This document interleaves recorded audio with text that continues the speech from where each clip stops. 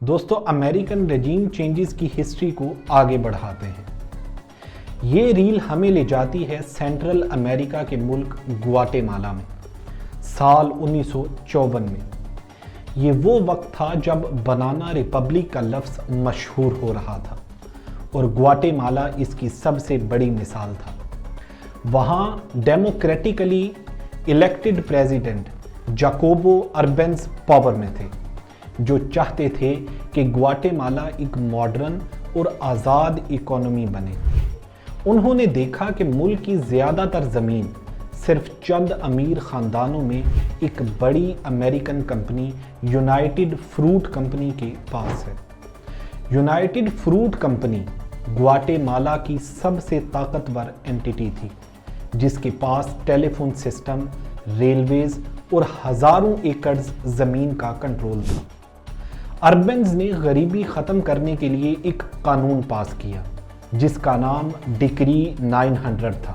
اس کے تحت وہ زمینیں جو یونائٹڈ فروٹ کمپنی کے پاس تھیں لیکن ان پر کھیتی نہیں ہو رہی تھی، انہیں سرکار خرید کر غریب کسانوں میں بانٹ دے گی۔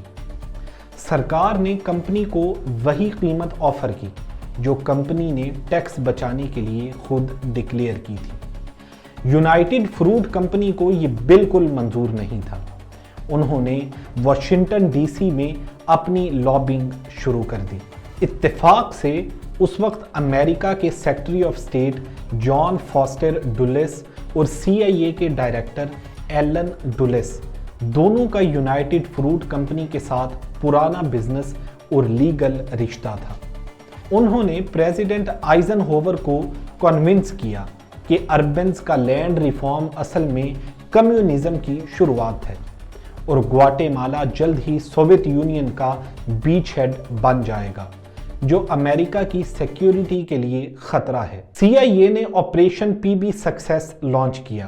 CIA نے کونل کیسٹیلو ارمس نام کے ایک ایگزائلڈ آفیسر کو چنا اور ہونڈوراس میں ایک چھوٹی سی ریبل آرمی تیار کی۔ 27 جون 1954 کو جیکوبو اربنز نے ریزائن کر دیا اور ملک چھوڑنے پر مجبور ہو گئے۔ کیسٹیلو ارمس پاور میں آئے اور انہوں نے آتے ہی لینڈ ریفارمز ختم کر دیے اور زمینیں واپس یونائٹڈ فروٹ کمپنی کو دے دیں۔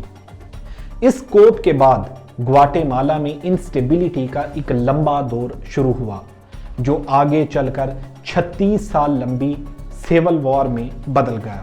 دوستو، اگر آپ ایسی ہی ویڈیوز دیکھنا چاہتے ہیں تو ہمارے چینل کو سبسکرائب